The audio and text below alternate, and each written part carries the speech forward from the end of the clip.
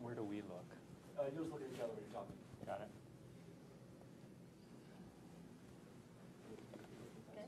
Good. Great. All right. 5, 4. Hey everyone, and thank you for watching NowThis. We have a very special live stream for you tonight that's exclusive on our channels. I'm Varsha Sharma, Senior Correspondent for this, and I'm here with 6 members of Congress to talk about H.R. 1, or For the People Act, the landmark legislation the Democrats introduced in the House in order to strengthen voting rights, combat corruption and dirty money in politics, and the best part of this is that they're taking your questions and answering your questions live tonight. So if you're tuning in on Facebook, leave your questions in the comments. If you're tuning in on Twitter, you can use the hashtag #TownHallForThePeople. And if you're on YouTube, you can leave your questions. Now to introduce who we have with us tonight, I'm sitting next to Representative Mary Gay Scanlon. We have Joan Neguse, Lucy McBath, Tom Malinowski, Dean Phillips, and the lead sponsor of the bill, John Sarbanes. So Congressman Sarbanes, would you like to sort of kick us off with an introduction of what this is all about? Well, I want to thank NowThis. This is terrific, great opportunity to talk to a broad audience about H.R. 1. I guess what I want to say is that H.R. 1 did not happen by accident. It happened in large part because of the people you see here, these new members of Congress who came really with this message of reform pinned to their chest out there for months talking to people, and they touched a nerve when they spoke about the need for reform and improving our democracy, rescuing our institutions from corruption. And so they knew when they got here that this needed to be order of business. And they have been relentless in keeping it on the front burner, and I'm very pleased now a week where we're going to bring it to the floor and hopefully pass it this Friday. And I want to thank all of them for their incredible work and leadership on H.R. 1. H.R. 1 is basically a response to an appetite out there in the public to get their own democracy back, for people to get their voice back, because people feel too much these days like they've been locked out, left out of their own democracy. And it makes them frustrated, it makes them angry, they feel powerless a lot of the time, and we get that. So there's 3 basic things it's trying to do, and if you look at it from the standpoint of the average voter out there, the first thing they're just asking us is, I want to get to the ballot box without having to run an obstacle course every 2 years. So let's figure out ways to strengthen the opportunity to register and to vote in this country, to respect the voter, and that includes, by the way, fixing political partisan gerrymandering, which is also part of the fix in H.R. 1. So that's the first thing. Just respect me as a voter. Let me get to the ballot box without it being a heavy lift. So we try to do that in H.R. 1. The second thing they're saying to us is, when you get to Washington and you're serving in an office of public trust, behave yourself. Whether you're in the executive branch or the legislative branch or part of the judiciary, there should be ethics rules, conflicts of interest rules that apply, that create transparency and accountability. People want to know that we're treating these offices with the respect that they deserve as voters, as citizens. So that's the second thing. Just behave yourself up there. So we're trying to do that with H.R. 1. And the last thing they keep saying to us, and they've been saying it to us, like they've been sending us this memo every 2 years in these elections, is don't get tangled up in the money. Remember where you came from. Remember who you represent. And so H.R. 1 has measures that would increase transparency, so we know where this secret money is coming from that's trying to influence our politics, billionaires, millionaires, super PACs stepping into the political space, crowding out the voices of everybody else. So we have that fix in there. And also building a 21st century system of funding campaigns that's based on small donations and matching funds, so candidates that want to power their campaigns don't have to go hat in hand to the lobbyists and the big money crowd and the insiders. They can power their campaign by turning to small donors, collecting those small donations, earning matching funds, and being able to be viable that way, which, by the way, brings candidates into the mix who otherwise could not be competitive. So that's H.R. 1 in a nutshell. We want to get to the ballot box without it being an ordeal. We want to make sure that you're behaving when you go to serve in offices of public trust, and we don't want you as lawmakers getting tangled up in the money. H.R. 1 is designed to address all of those concerns on the part of the public, And I think that's why it's earned broad support, uniform support across our caucus, and why we're excited to pass it and then go back out there to the people and say, promises kept. So there's a lot in this bill. You've actually got it right there. You can hold it up for the Here, everybody. cameras and see how thick this is. Anybody want some light reading? Yeah, exactly. You're obviously trying to address a lot of issues that you just spoke about. I understand part of it is also making Election Day a federal holiday, which seems obvious to a lot of people who are pro-democracy, but still hasn't happened. You also mentioned ethics, and I think that's one of the questions that actually came through from one of our Twitter followers earlier. They want to know what exactly is in this legislation that addresses ethics, and if it would have stopped anything that we're seeing in the Trump administration or among the Trump family and his supporters in Congress right now. Anybody want to take that? Open to the group. I mean, one piece of it, one piece of the bill is the Inaugural Fund Integrity Act. It's a bill that would address where the donations coming from for inaugural funds, presidential inaugural funds, and who are they being paid to. So it increases transparency. It makes sure that foreign donors can't disguise donations. So it deals with the straw donor issue, and that's something obviously that's been in the news a lot lately. But something that hadn't been addressed legally before, so now we'll try to put those checks and balances into law. I'll give you a couple of examples of things that could have changed what we've been seeing. During President Obama's administration, there was a good ethics policy that was put in place by the White House. We like that policy, and so what the H.R. 1 would do is it would put into law those ethical requirements and make sure that anyone who's coming to serve in the executive branch is abiding by those. Another thing that we would do is strengthen the Office of Government Ethics, which is sort of the watchdog agency with respect to the executive branch. Give them an enforcement toolkit that really has teeth in it. So when they see things that are wrong, ethical violations in the administration or the executive branch in any place, they can call that out, and they have the tools to pursue it to make sure that those people abide by ethics rules, abide by conflicts of interest rules. So what's interesting here is a lot of the things that were kind of norms that we always expected people would follow, we've discovered recently that maybe that's not happening. So we're having to put into law, actually codify these rules and requirements, whereas before everybody seemed to follow them. It also prohibits members of Congress from serving on for-profit corporate boards. Most people, when I explain that, they're shocked that that's not already in place. Right. That seems to be a theme with Yeah. a lot of what's in this bill. yeah, that like- people are shocked that these weren't already laws. I was shocked. Yeah. I followed Congress for many, many years, and I was shocked to find out that that was a problem. And we found out because a couple of members got in very serious trouble for conflict of interest. And also, back to the executive branch, don't forget tax returns. Oh, yeah. Yes. And I don't know anybody back in my district, Republican or Democrat, who thinks it's a great idea to allow presidents to hide their tax returns. And it's not just President Trump, it's any president. A future Democratic president should absolutely abide by that. And as John mentioned, past presidents and presidential candidates have, not because it was legally required, but because it was a norm. We just expected that they would do the right thing. And now we realize we're going to have to legislate it. So what's the actual proposal for tax returns? Is it just requiring that any president or presidential candidate Candidates, discloses what they are? president and vice president, Okay. all have to disclose their 10 years tax of tax returns. returns. 10 years of tax returns. Okay. We've already got a question from Facebook, which is great. Thank you all for watching again. Carrie in the Facebook comment says, what exactly is going to be done? How are we going to make Election Day a national holiday? What are the obstacles to that? Well, that's not necessarily going to be part of H.R. 1. We may pull it out and put it on a separate track, because to get a national holiday in place is pretty complicated when you look historically. Okay. But we think it's a very good idea because, look, we know that we don't vote at the same levels in this country as our peer nations do around the world that make it easier to do that. It's hard for people to get the time to go vote when it's on a Tuesday. And remember, the Tuesday thing's a throwback to an earlier era. It's not really supported by sort of, the current environment that we're in.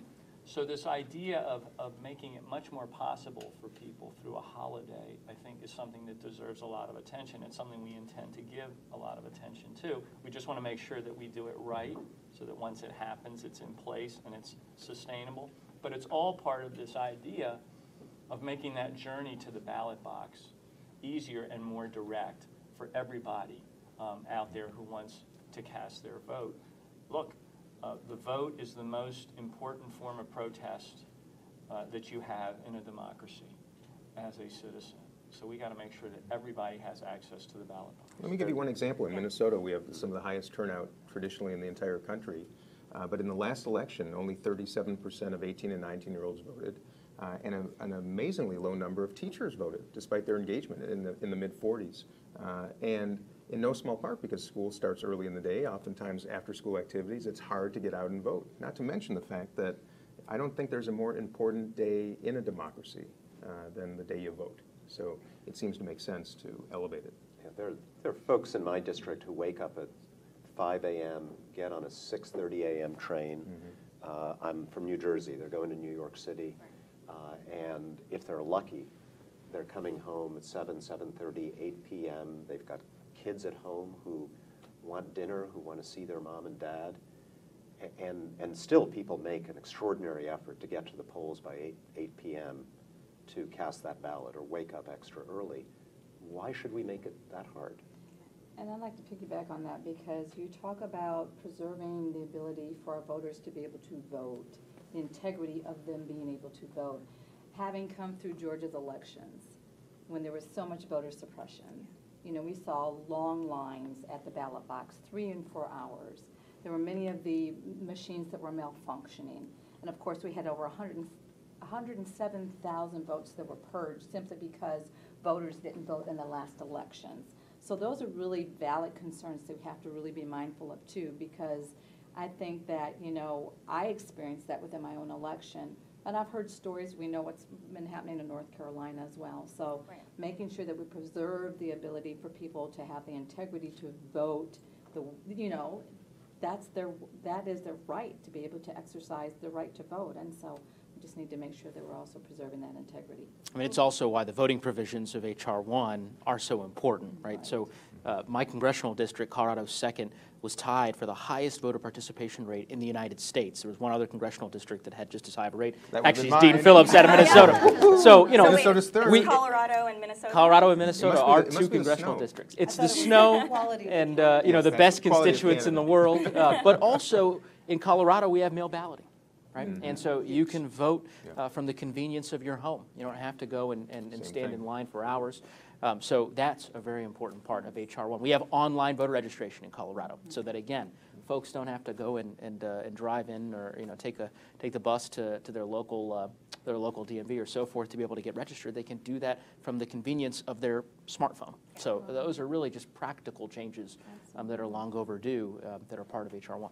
And may I just say, since, you know, talking about the most recent Georgia election, I love that Stacey Abrams has come out and said, "I'm the Hulk of voting rights." Like, it makes me angry. I'm passionate about it.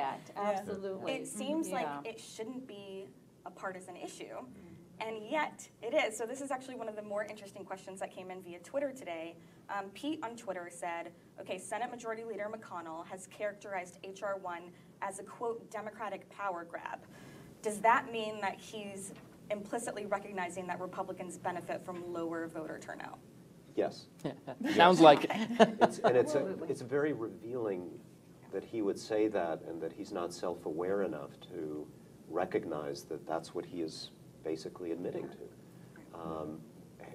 But I suppose I can't imagine a good argument that he could use, so perhaps reverting to honesty was his only choice. Well, it's really troubling because this is the same argument that was made against the Voting Rights Act, that the new voters who get registered are all going to be of a party that may have been oppressed by the party that doesn't want them registered. So, you know, if you look at the historical imperative, if you can't make your argument to the voters, if you have to rely on low turnout, that's bad for our democracy. And it is a power grab. It's a power grab for voters. Right. Where it should be. Right. What have your conversations with your Republican colleagues in the House been like regarding this legislation? I had one conversation in which a Republican colleague said exactly what you just said, which is that, you know what, my view is if you don't have a message that can persuade people, you shouldn't win. And as a proud conservative Republican, I feel like my party should be able to win on our message. I said, hear, hear, that's what this does. I've heard from other Republican members that there's some things in it that they can support and other things that they disagree with. And okay, that's positive. We can work with them on those things that they support, even if they don't cast a yes vote for the entire package. I think we're all pragmatists here. We want to pass all of this. If there's a piece that we can pass now and a piece that has to wait, all right, we'll take it. Are you expecting any Republican votes on Friday in favor of this? I always hope for that. I mean, this has always been a positive exercise, and the HR 1 is not against anything. It's for the people. That's why we called it the For the People Act. I would hope that we could get some Republicans who would understand that everything about this bill is really just to empower everyday citizens out there and understand that they have as much of a role to play in advancing that kind of a vision for our democracy as anybody sitting here does. So I'm an optimist. I remain very hopeful. I do want to emphasize what Tom said, which is that even as we're passing the package and creating some really good energy and momentum there that I think will be consequential, members are going to be introducing component parts of the package in this Congress and exploring opportunities for bipartisan support and potentially even support on the Senate side. So this is a multifaceted undertaking, but it's all designed for the same thing, which is to restore our democracy and the voices of people who feel left out right now. Yeah, I've talked to a number of Republican friends who actually like a lot of it. Yeah. Some object to the notion of public financing, multiplying small dollar donors. And when I remind them that Ronald Reagan won in 1984 with entirely public financing, it changes some minds. Yeah. Whether that translates into votes, we'll see, but that's the truth. I just want to remind people quickly, if you're just tuning in, we are sitting here with 6 members of Congress, Representative John Sarbanes and 5 freshman members, talking about HR 1, which is the For the People Act. We're getting a ton of comments on Facebook, which is pretty exciting. People are tuning in on a Wednesday night, and they want to learn more about this legislation, which is great. So if you are just tuning in, you can leave your questions in the comments. We're checking them out live. Leave them on Twitter using the hashtag #TownHallForThePeople, and we'll be sure to follow and try to get as much as we can in. Representative McFadden. And also another really critical part of this bill as well is just preventing election officials from being able to participate in campaigns on federal level. That happened to us at statewide with our gubernatorial race. And so just making sure there again that the very people, that would be like, for example, me as a person that's playing in a game of football, and I'm also a player but also acting as the referee. So we've got to make sure that we're preventing those kinds of things from happening, because we did actually have that in the state level with our gubernatorial election, and it wreaked tremendous havoc on our voter integrity. This is some of the things that we've been talking about, things that you think should already be in the law. One of the things that HR 1 looks at is preventing members of Congress who are sued for discrimination from using taxpayer dollars to settle those discrimination suits. I mean, that's something that I think most people think was already the law, but certainly in my district and others, when there's been misconduct in the past, we found out that that's exactly what had happened. Yeah. So again, HR 1 trying to legislate the norms. Congressman Nikus, go ahead. Just restoring confidence and trust. Yeah, and trust again. And I think people are very, they're just very afraid that when they go to the ballot box, that 1, their vote doesn't matter, or 2, their vote is misrepresented, or 3, it's not going to count because we've seen this happen in North Carolina, we've seen this happen in Georgia, this is happening all around the country. So we just have to restore voter confidence, and HR 1 definitely does that. So you mentioned mail-in ballots in Colorado earlier. We saw on Facebook wants to know, will this bill move us closer to automatic voter registration? Well, that's one of the principal. It's one of the core parts of HR 1, absolutely, is automatic voter registration. And it's another best practice that you see in peer nations, but also in states across the country. California has that. It makes perfect sense. If you're interacting with some kind of an agency where you're having to provide all the information that would qualify you as a registrant for voting purposes, why not have that be automatic, to automatically register you? Then, people get to the election day or to early voting ready to go. And where you have that, as Joe was saying, you see much more participation and engagement. So that was right at the top of the list when we were looking at best practices to increase participation in voting. Automatic voter registration makes perfect sense. So that's right at the center of HR 1 for sure. Now this question is a little nitty-gritty, so we'll see who wants to take this one. Yeah, John. Melanie on Twitter wants to know, is it true that an amendment to HR 1 would put all litigation on gerrymandering to one DC appeals court instead of the 11 circuits? And is there any fear that Republicans will then just stack that court? I think the way the redistricting thing is set up, and just so people understand, we have a provision in HR 1 that would require every state in the country to set up a independent, nonpartisan redistricting commission according to certain criteria that are laid out. So there's a whole process you go through. There is a backstopping in the courts. I think, I'll have to check on this because it's totally nitty-gritty and I'd love to meet the person who sent the question in. The court backup, the judicial backstop to this, I think allows for some discretion in terms of where you can take the case, so it doesn't automatically go to that one court. But I do know that those safeguards have been built in. So Lofgren, who is the chair of the House Administration Committee, she's also the author of the Redistricting Reform Act, which is the basis for what is in the bill. And we think that's a very important measure because when you talk to people across the country, it appeals to their basic sense of fairness that we would have these independent commissions drawing the lines. There's a lot of places where it's done in a very political way. Pennsylvania was an example of that. Yes, Mary Gay can definitely speak to that. And so I think it's a fair grievance on the part of the public, and they want to see this done across the country. You have to do it everywhere, because if you only do it in some places and not others, the places where you haven't done it will be even more political. So that's why we want it to be a national standard of independent commission. So definitely a critical part. But Mary Gay has the experience firsthand of what happened in Pennsylvania for sure. Well, I would live in what was Goofy Kicking Donald, the most gerrymandered district in the country. It was crazy. It went across 6 different counties, hundreds of miles, and all to produce a particular result. So just over a year ago, the Pennsylvania Supreme Court declared that our districts were so gerrymandered that they were unconstitutional and ordered that they be redrawn. Now, at the same time, we've got this citizens movement trying to get something called Fair Districts passed, which involves one of these commissions. And they've been fighting like crazy. It's a total grassroots campaign, but they got right up to the threshold, and then the same partisan groups who did the gerrymandering in the first place gutted their bill. So now it's back to the drawing board. So Pennsylvanians in particular are very interested in the idea of commissions to draw these lines. And I think that's consistent nationwide. I mean, in Colorado, in just this last general election, the voters approved a measure to create an independent redistricting commission. So I think public opinion is on the side of HR 1 in its effort to try to make sure that politicians aren't drawing the congressional lines in this country. Yeah, this notion, voters should be choosing their politicians. Politicians shouldn't be choosing their voters. And another part of this that's really important is some of the most collaborative, collegial members of Congress are those that come from competitive districts. If we had more competitive districts throughout the country, Congress would probably work better. We don't have a hardware problem, I would argue. We have a little bit of a software problem.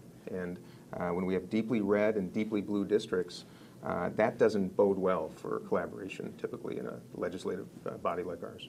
And one more overarching point, very little of this is in our selfish interest as incumbent members of Congress. Yeah. If I were just thinking about my own reelection and political future, I might like partisan gerrymandering. I come from a state where my party now controls the governor's office, both houses of our legislature. I might like rules that suppress the ability of small donors to fund campaigns, because that actually favors challengers over incumbents. So a lot of what we're doing here opens up politics in a way that might actually make us less safe for re-election, but that will empower the American people. And we hope that obviously if we are champions of it, that the voters will reward us. And that's the way democracy is supposed to work. So we're talking a lot about voter access, and Tara on Facebook wants to know, what can we do to get more people who are in poverty better access to voting and voting rights? Well, a lot of what we've been talking about does that. I think the election day as a national holiday is a perfect example. I mean, if you're holding down 2 or 3 jobs and struggling with childcare and all of the things that somebody who has little income struggles with on a daily basis, it's going to be harder for you to find the time on a working day, on a Tuesday, to go and vote, especially if they're lining up for 4 hours, right? Yeah, With no childcare. exactly. So the easier we make it to vote, the better. Hopefully there are votes. Exactly. Including mail ballots. That's well, voting mail from home. ballots Yeah. and also Early voting. Early voting. So one of the things H.R. 1 does is it would require states to offer 15 days of early voting. It would make sure that Every state, 15 days. yeah, so it would make sure that Minimum. the early vote, that on those days of early voting, there's a substantial number of hours, and in particular, this idea of make sure there's hours that extend past the workday, recognizing that people have other obligations. But if you put those early voting opportunities in place, and we've seen this, I mean, where we have good, strong early voting, people are taking advantage of that. With each passing election, you see a higher percentage of folks that seize on the early voting opportunity. So that makes perfect sense to do. So we want that standard to be in place. And then all these other things that, again, just make it more possible for you to enter election season having confidence that you're going to be able to cast your vote one way or the other. I mean, I don't think you can overstate the impact of mail balloting. I mean, I don't know how many of my colleagues come from states where they have mail balloting, but I mean, it's the convenience factor alone for folks to be able to vote in the privacy of your own home, to drop off your ballot on the way to work. I mean, it just... If you have a disability, that's right. or you're elderly, or you come really from a state changes it. that's cold. As long as those ballots are purged. Yeah, That's right. Well, yeah, Right, that's as right. long as they're not Yeah. purged, and so Yeah. I think this is going to really kind of solve a lot of problems that we've had. Well, they also mentioned disability voting, and that often there's a disproportionate impact of disability and people not having as high an income, but HR 1 also speaks to disability voting rights, so making it easier for people to register, making it easier for them to use absentee ballots, if that's the easiest way for them to get to the ballot, and then providing some resources to states to make sure that polling places are accessible, which in Pennsylvania, we have polling places in basements and garages and all kinds of places that often are not accessible. The other thing that has to be said is, you know, part of my district includes Baltimore City. We've had situations where, because there wasn't enough infrastructure in place at different polling places, you have the situation where you have lines out the door at the end of the day, or machines are breaking. And if you look across the country, there's a lot of inequity in terms of where polling places seem to be functioning really well and other places where they're not functioning so well. So one of the things HR 1 does is it would put resources behind really just upgrading the infrastructure, helping states to increase their capacity to serve the voter. We have to have that mentality.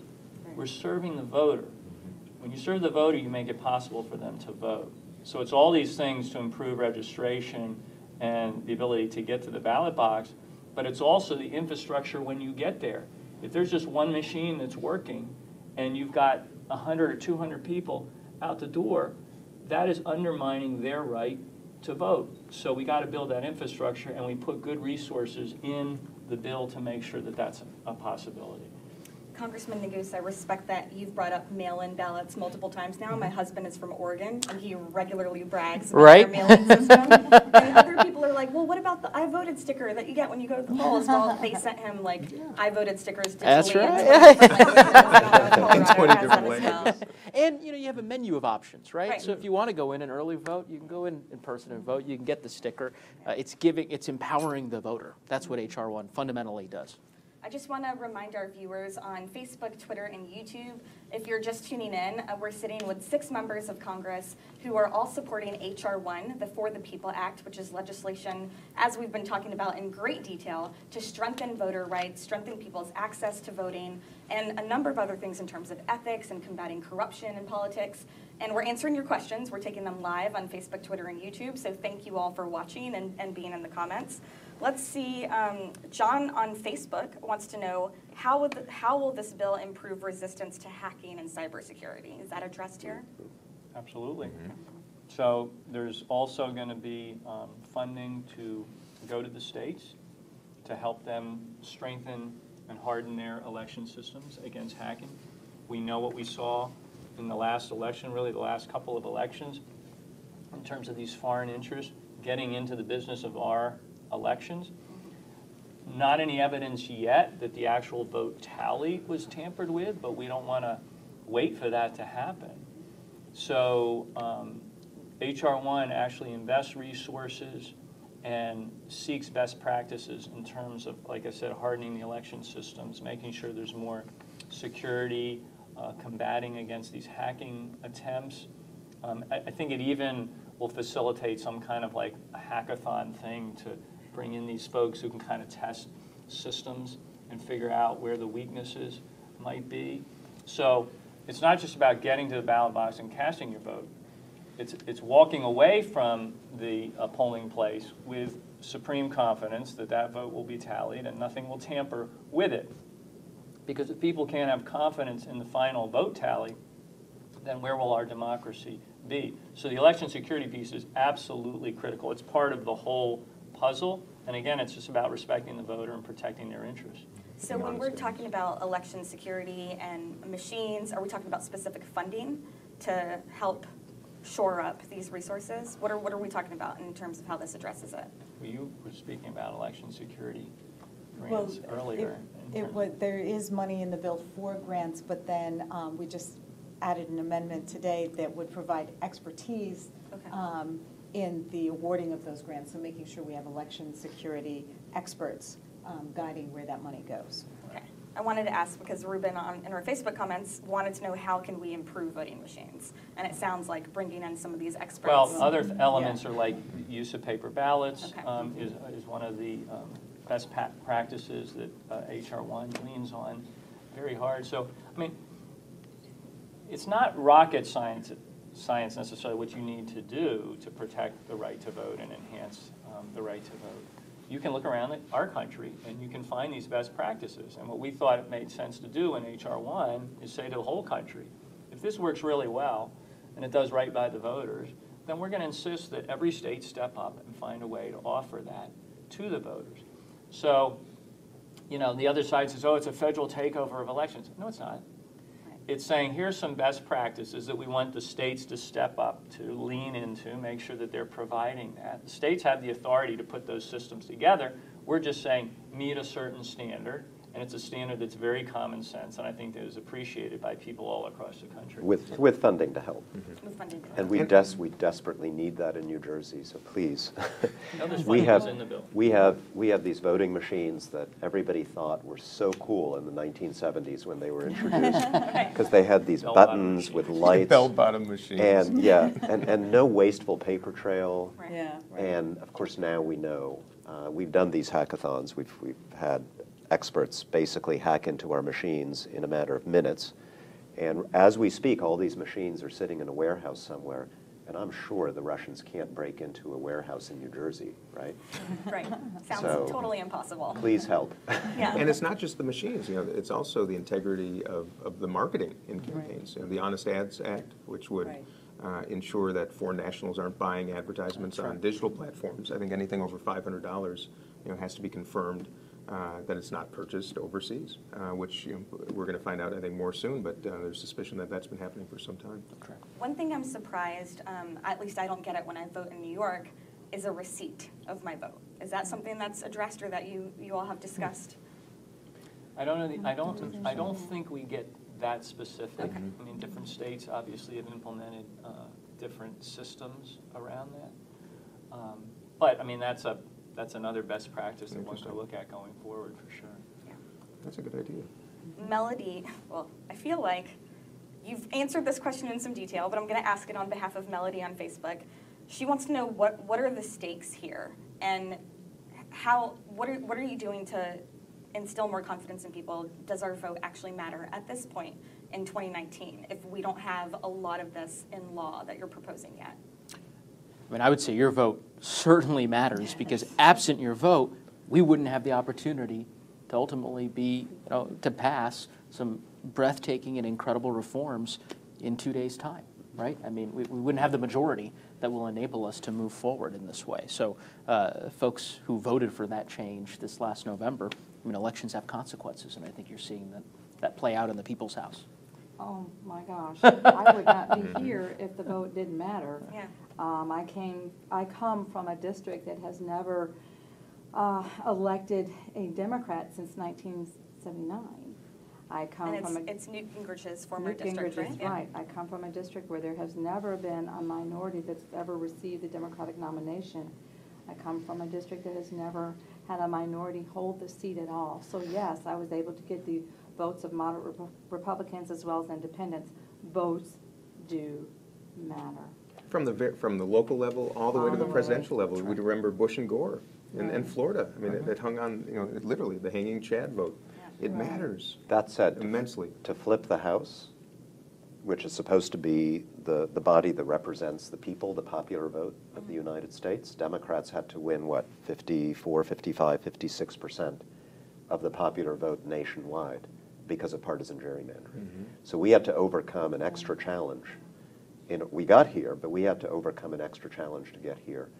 So, ironically, we're going to have to win 1 or 2 more elections before we can fix our elections in the United States. So please vote in your Senate election. Yes. That is a perfect segue into a question that we have gotten a lot, and I'll quote Poppy on Twitter.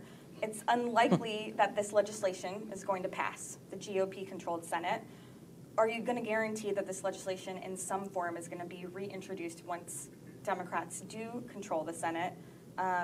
Or how else will you keep promoting this issue, if not? Well, there's no question that we're going to keep on keeping on with H.R. 1. I mean, Mitch McConnell has decided that he's, the immovable object here. Yeah. But we think H.R. 1 is the unstoppable force. And if he wants to... Is that a Batman reference? Yeah. I'm very impressed. I'm very impressed. It's actually, You and Pat Leahy. Yeah. it's actually from Madden football, because Right. something he I don't says. know which in one the- came first. If Mitch McConnell wants to stand with his arms folded between the American people and their democracy, sort of blocking the gates, then I think there will be a political price to pay there. These members came to Washington with this message of reform. They saw how resonant it is. They can tell you that when they talked about this, it hit pay dirt with the voters. So they know how powerful the energy is behind this kind of reform. And we're going to get H.R. 1 passed, hopefully this Friday, and then that momentum, I think, puts pressure. It either puts pressure on Mitch McConnell and Senate Republicans to adjust their posture and start saying, hey, maybe we should do some of these things. And I think if they talk to their own voters, they would see how popular these reforms are. Or if they don't adjust their posture, they're setting themselves up for the next sort of round of our electoral politics in 2020. And I think this issue of reform and standing up for the democracy and for everyday citizens is going to be just as powerful, if not more so, in 2020 as it was in 2018. And all we've said to folks is, we are evidence to you that when you give Democrats the gavel, this is the kind of change you can expect to see. So if Mitch McConnell's not going to give you that change on the Senate side, go to the polls and make a change. But we're going to keep pushing this forward. This can happen. This is not, we're not chasing unicorns here. All of these reforms are things that we've seen happen at the state level. There's a strong appetite in the public for it. And we're just responding to what the public wants. The public built H.R. 1. I mean, we just translated it. But this is a bill, and this was our North Star in designing it. Every page you turn, if you're the average American out there who feels sort of, disillusioned and cynical, you turn the pages of this bill and you will see yourself on every page. The American people are at the center of this bill. That's why we called it the For the People Act. You know, a lot of what happens here is because special interests demand it. They pay for it in many cases. So this is not a special interest bill. This is a common interest bill. It's probably one of the few bits of legislation in recent memory that is really the genesis of the American population, telling candidates like us. I mean, we've been, most of us here, all of us here, been campaigning for a long time, listening to people. That's what this bill is all about, is listening to people, and that's what we're all about. It's a great reform package that's, you know, going to be teeing up and getting people geared for the other reforms that are coming right behind it. I mean, you know, this is the, what do I want to say? This is the one that we have our foot on the accelerator, you know, and it's just teeing us up and preparing for everything else that's going to come behind it. I think it's also worth mentioning, John used the image of Mitch McConnell, you know, blocking the gate. This is part of a long history in our country of working towards more access to the ballot. Representative Sarbanes and I had the opportunity this past weekend to be in Selma, Alabama, with Representative John Lewis, who of course is the only remaining speaker who was at the I Have a Dream speech at the Lincoln Memorial, who very famously led the march across the Edmund Pettus Bridge on Bloody Sunday. And that didn't happen overnight. It was a struggle that took time, and we now have new iterations of voter suppression and new challenges, but we have to meet them because that's what our country demands. Okay, I've got a two-parter for you, for the group. You've mentioned a lot about this is for the people, the inspiration for drafting the legislation, the kind of public support a lot of these elements have. One thing that we've seen a lot from Representative Alexandria Ocasio-Cortez that people seem to be really interested by is what she has been learning and what she's been surprised about in terms of lobbyists on the Hill or ethics violations on the Hill, things that have been standard practice for a long time. As freshman members of Congress yourselves, is there something similar that you've seen that has really shocked or surprised you? And can you talk about if lobbyists have been involved in the drafting of this bill at all? Well, I'll start with something that may surprise you. There's nothing wrong with lobbying. I was a registered lobbyist for a group called Human Rights Watch. I was lobbying against genocide and against torture. There's nothing wrong with Americans organizing themselves to come to Capitol Hill to persuade us to pass or not to pass legislation. There's nothing wrong with corporations coming to advise us on legislation that will affect their interests. What we're saying is that we want to be able to take those meetings with these people, with these Americans who are advocating for their causes, for their interests, and not have a connection in that meeting between what we do for them and a check that we're going to get. That's the difference. We want to be able to evaluate policy on the basis of our values, our conscience, the interests of our constituents, and not have that constant nagging worry, well, you know, is my choice going to affect whether I get a PAC check or not? I do feel like there, at least in the public view, there's a difference between a nonprofit organization that has lobbyists and a for-profit corporation that has lobbyists, because obviously one has the means and resources to pay people and one really doesn't. So how do you make that distinction clear for people who are trying to understand this bill? Well, let's talk about the pharma industry for a moment.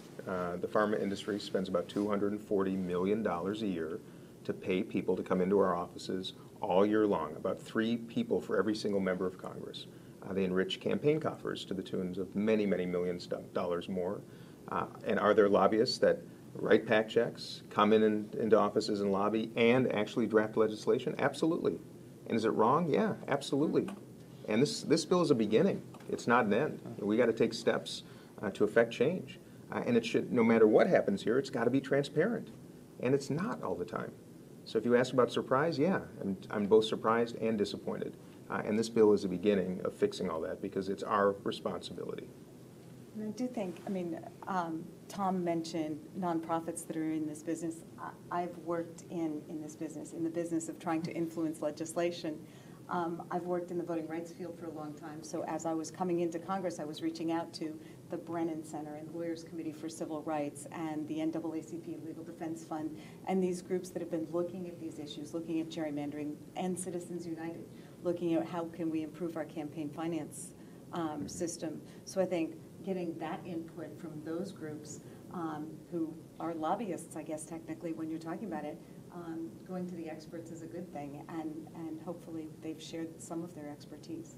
Can I go back to farmer for 1 second? I didn't say I didn't say why it's a big deal.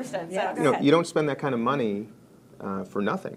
And if you're spending that much, you must be protecting a whole lot more. And when people wonder why are our prescription drug prices out of control in this country, why do we pay multiples of that in any other developed nation in the entire world, it's because of that. And that's what we have to start addressing. This gets a little bit to why it's so important to create a new way of funding campaigns. Because the fact of the matter is the average cost of a winning congressional campaign right now is about $1.6 million. So every 2 years, candidates are having to fill up the bathtub to the $1.6 million mark on average. Well, where do you go to get that money? You go where the money is. And the PACs have the money, the big donors have the money, so the whole system leans in that direction. Not because we want to get the money from there, but that's where it is. If we can create this new system based on small donations and matching funds that can power campaigns, we'll turn in that direction. It's a voluntary system, but if you have the choice of how to raise money for your campaign, you'd much rather turn in the direction of the people. It's the difference between, raising money by going up to some lunch on K Street and hanging out with a bunch of lobbyists, or going to a house party in your own district and spending time with real people. And the other thing is, on K Street, none of those people live in your district. They're not going to make phone calls for you. They're not going to knock on doors for you. They're just money people. They write checks. If you power your campaign by finding small donors, they're also the folks that are going to step in to your campaign and be the foot soldiers and help power you and connect you to your district. So that's the promise of this. The other thing I want to say is we found a way in this bill, a very elegant way, of funding the matching system for small donations without using taxpayer money. What we're going to do is put a small surcharge on corporations, industry lawbreakers, high-end tax cheats when they have to settle with the government. So lawbreakers take a little bit of that surcharge, put it into a fund called the Freedom from Influence Fund, and that will be the source of matching those small donations, which I love because a lot of those folks, those big industries that are kind of breaking the law every so often, they're also the ones leaning on the system. So we're going to get the people that aren't playing fair with our system to help underwrite the cost of clean elections, and that will allow candidates to turn in that direction. And the last thing I'll say is you think like the company you keep. If you're hanging out with a bunch of high-enders, their priorities will become your priorities. If you're spending time with people in your district, real people with real needs, the priorities they have will be the things that you will go fight for. So we want to be with the people. We need a campaign finance system that lets us do that. Okay, I have a series of follow-up questions on that topic because I think that's all really interesting. But before we get there, and kind of as we're wrapping up this stream, I think we've got about 10 more minutes with the members of Congress. If you're just joining us or if you need a refresher, we're talking about H.R. 1, and people want to know in the comments where they can read it. Where can they go to read this bill? This thick bill, as you have. Well, if you have about 6 more hours, everybody, we can read it. Flip the pages, exactly. Actually, I believe you can go to House Rules, online, right? yeah. I believe it's online. And it's online at House Rules, and also us.gov has a website. We'll post a link in the comments. We'll tweet a link. We'll make sure everybody following has access to this. But people can read this bill online. Sure. And actually, a live stream idea of just you reading the bill is not a bad idea. I think people That would would watch be a that. marathon, but I do think I'm for it. people would watch that. The viewers should watch C-SPAN. I mean, the bill's being debated as we speak, right? I mean, today, tomorrow, the next day, you have amendments. How many amendments? 72 amendments over the course of the next 3 days. So, and if I can just interject here, so this is H.R. 1 for the 116th Congress. This is the For the People Act, and the idea is to give more access. It's been through 5 committee hearings, 15 hours of testimony. 1/3 of the members of the House have participated in a hearing affecting this bill. There are 70 amendments. It's not a closed rule. It's been a very open process. What we heard a lot in the debate in the Rules Committee meeting last night and then again today on the floor was, oh, it's a closed process.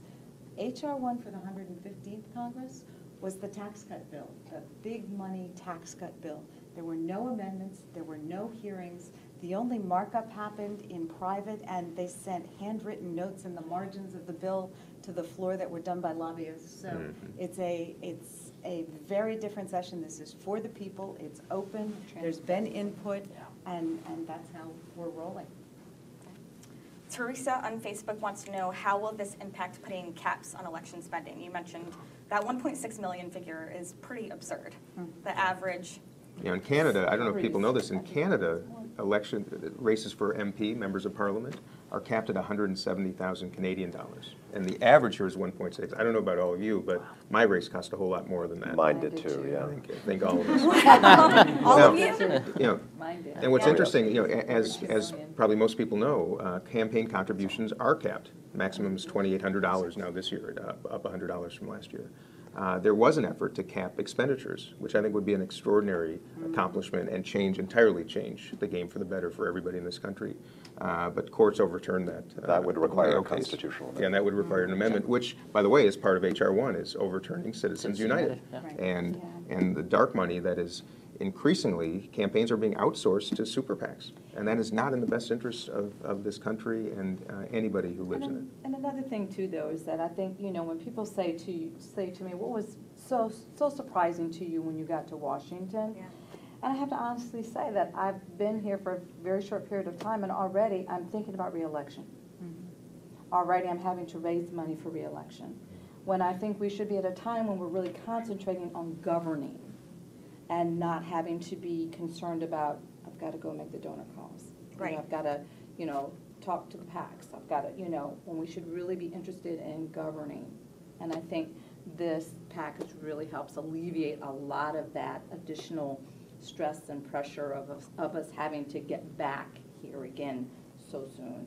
Yeah, I think that's one of the things that has been revealing to people who are following new members of Congress is how much time you're expected to spend on call time. Just making calls, getting money. And you know what that cuts into. Not just time spent with voters back home, but something I'd like to be doing a lot more of, which is spending more time with you guys. To actually talk about legislation, to talk about the shared ideas that we have.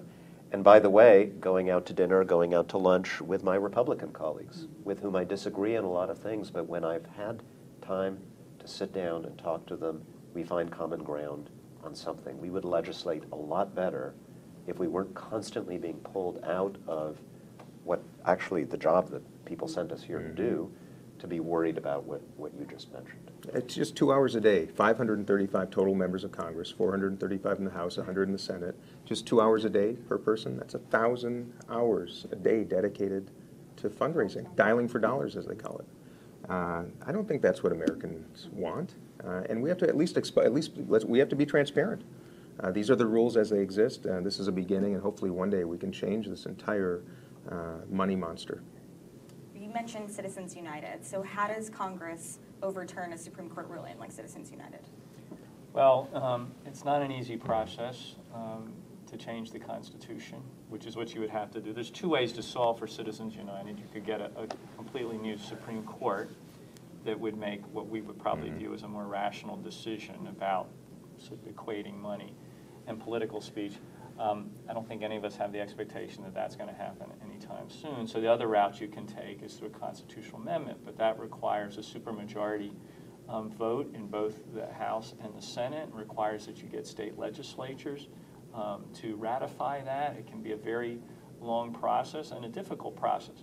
Now, I support that. I think we ought to push for it because this big money, the independent expenditures, has way too much influence on the system.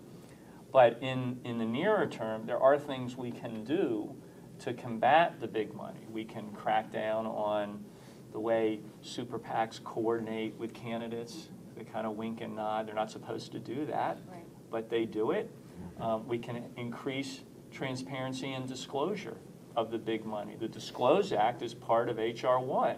The idea is that people who are putting millions of dollars in should have to reveal themselves to the public, and that will have an impact on the public's judgment of what a particular candidate is doing or a particular campaign. So in the meantime, between now and when maybe we can get back to actually regulating some of that outside money. There are many things we can do, including things that are in H.R. 1, to begin to push back against that influence. And again, we're doing it all on behalf of everyday Americans who want their power back.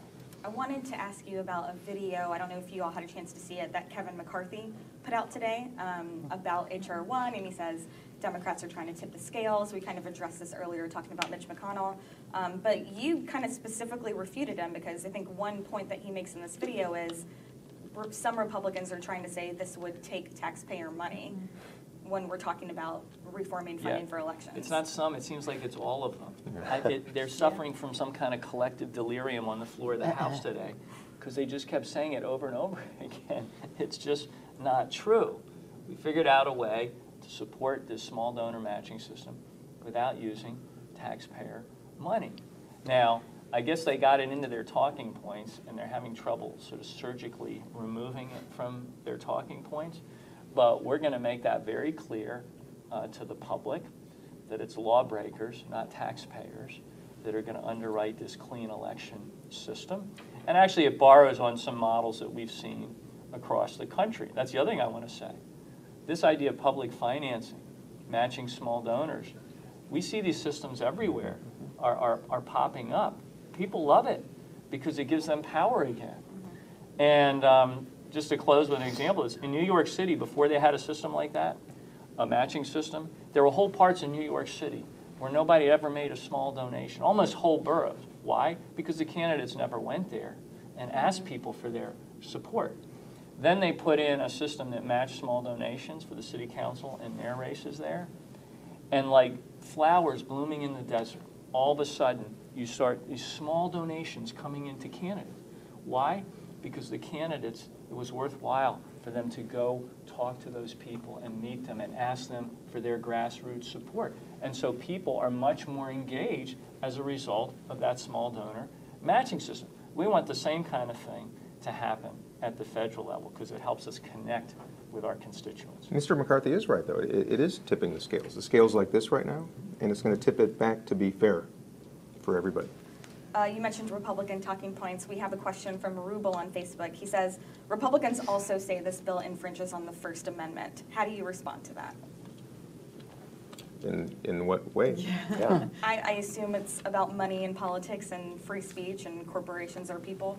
Well, it doesn't, again, we'd have to change the Constitution to challenge that principle. We don't like End Citizens United, but H.R. 1 cannot do that. It can bring transparency to the system, which I think, that's not a partisan question when it comes to the American people. I have not met a single Republican or independent in my district who thinks it's a great idea to allow unlimited secret contributions to political groups that try to influence our elections. Who thinks that's a good idea outside of, Republican members of Congress who benefit from that system? We call it free speech. It shouldn't be paid speech. And that's the problem right now. Speech is being drowned out. The speech of tens of millions of Americans is being drowned out every day by extraordinarily well-financed entities that are drowning out those voices. I think this is actually a solution to address the First Amendment in an appropriate way. I think the critique maybe of some of the disclosure provisions, the idea that, when you speak, you should be identified, and sometimes people worry about that from a privacy standpoint or a free speech standpoint. Let's be very clear. The disclosure we're insisting on is for people who give $10,000 or more to affect the political space. So it's the millionaire types that have been leaning in, funding these commercials, funding these organizations, and never having to disclose who they are. That's not right. That's not American. This is something that matters a great deal to me because I've worked on national security in my career. It is illegal for foreigners to try to spend money to influence our elections right now. But if you allow large secret contributions to groups that influence our elections, it's very easy for, say, a Russian oligarch to get around that restriction. Right. And we saw what looks like what happened in 2016. We do not want that to happen again, whether it's Russia, whether it's China, or any other country. This is a vulnerability in our system that we have to close. So HR 1 covers a wide range of issues: voting rights, voting access, gerrymandering, redistricting, election security. We've covered a lot of this, dark money in politics. If people support this bill, what can they do, or what should they do? What would you want them to do? Call your representatives. Yeah. You know, Today, tonight. And, you know, and it makes a big difference. Right now. After the stream is over, you can get off social media. And It makes a big call. difference. Yeah. We are 435 voices and quite a mosaic in the House of Representatives. But what makes a real difference is when people contact their representative. I don't know one member of the House of Representatives that doesn't track calls and letters and emails and tweets even. And they take note of that. And I encourage people to investigate this bill. Call our offices if you have questions. We're here to share information. But encourage your representatives to give this bill consideration. And also, we encourage constituents to call the Senate Republicans, or the Republicans that are going to be against this measure. Oftentimes, we're not calling their offices enough. We're not visiting their offices enough to place pressure on them to say this matters to me, because we're all voting for it. But it's always important to go to those that aren't thinking like us. Right. That dovetails with what Bonnie on Facebook says, and we kind of talked about this earlier, but for people who are just tuning in, I would love to see HR 1 pass both houses. Is there any good news regarding that, or any hope that it could? I mean, I think there's always hope. I mean, earlier this week, it looked like the joint resolution to disapprove of the president's decision to call a national emergency might not pass the Senate. It looks like it's going to pass the Senate. Right? And so anything is possible. We just have to build enough public pressure in support of HR 1. And as our fearless leader, John Sarbanes, has said, keep pushing, keep on keeping on, I guess will become our motto. HR 1 will pass both chambers of Congress, ultimately, and be signed into law by a president. And that will happen because the American people are going to be relentless on this. This is the message that we've been getting. I mean, they've been sending us a memo every 2 years saying we're angry, we're frustrated, we want you to fix things. And that's what we're trying to do with HR 1. We think we've got a package that's built to last. And ultimately, I think we're going to see this change become law, and it'll be a tribute to the American public, to people out there who push for it. But I also want to thank the American public for this. How happy are you that these folks are now serving in Congress? I had the privilege of going all across the country and meeting these candidates when they were out, talking to their constituents. And they came here with this as their priority. And the fact that we're getting it done in the first 100 days is a tribute to their tenacity, their inspiration, and their leadership. So I'm just incredibly excited by having them here and be part of this effort. And remember the White House, by the way, the man sitting in the White House as our president ran on draining the swamp. And here's our chance. That's what we're doing. So I'm going to close out with 2 quick questions. The last one's going to be a little lightning round. I just want each of you to say what you think is the most important part of this bill, or one of the most important parts of this bill to you and your districts. I'll give you a couple minutes to think about that. Before we get there, I think our audience would like to hear a little bit about more how you all came together on this. What's your experience has been over the last 2 months, 8 weeks in drafting this legislation, or in deciding that you're going to support it, and what have your meetings and conversations been like? Well, I think it goes back further. I mean, our fearless leader here has been working on this for quite some time. I mean, the groundwork, the research, I mean, he really has been digging into this for a long time, and he spoke about coming out and coming around the country and meeting with us when we were running. It was one of those great moments on the campaign where you got to not campaign but sit down and talk about real serious policy issues that you were running for, that you were really interested in. So a lot of the groundwork had been done, and Representative Sarbanes has been kind enough to allow us to help. So it's been exciting. And it's a statement of principles and values that's really connected not just the freshman class here in Congress, but the entire Democratic caucus, and frankly, some Republicans. There's a we all hear the same things in districts throughout the country, that this is important. This is unifying, and it's a great opportunity to plant the seed. We're going to have to water it and then hopefully harvest it in the coming years. And it's the restoring of the democracy that people need and that they've come to expect from us.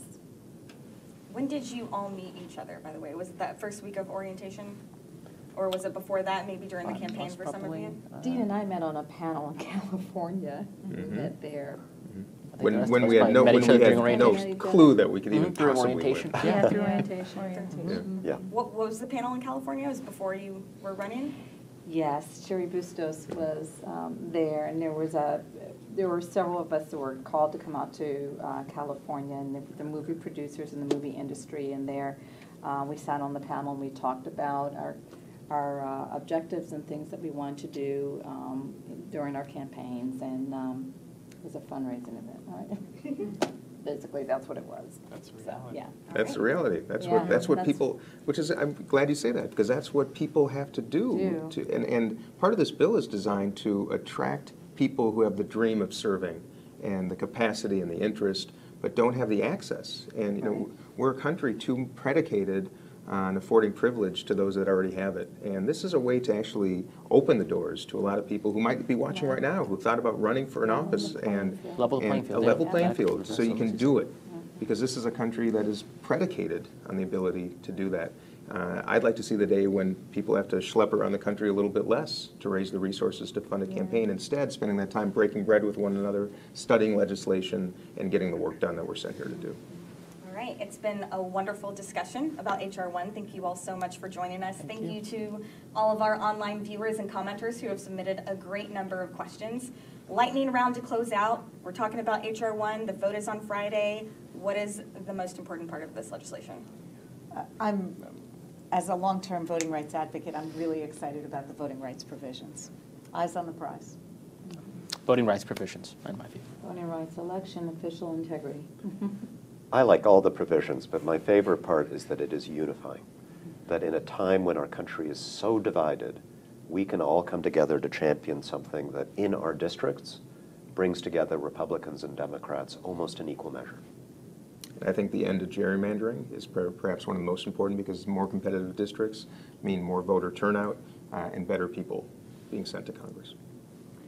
The part of this bill that builds a whole new system of funding campaigns that puts everyday Americans back in charge and gives them ownership of the system and their democracy, I think is absolutely transformational. And if we build it, they will come. The candidates will come, the voters will come, and they will feel empowered again. If you're just joining us, or if you joined us a little bit late, I highly encourage you go back to the beginning of the stream and watch the whole thing, because we covered a lot of ground, answered a lot of questions. I'm here with Representative Scanlon, Representative Neguse, Representative McBath, Representative Malinowski, Representative Phillips, and Representative Sarbanes. Thank you so much for joining us. You can follow them all on Twitter, tweet questions at them, and we'll be sure to follow up at NowThis with everything that you need to know about HR 1. Thanks for watching. Thanks, everybody. Thank you. Thank you.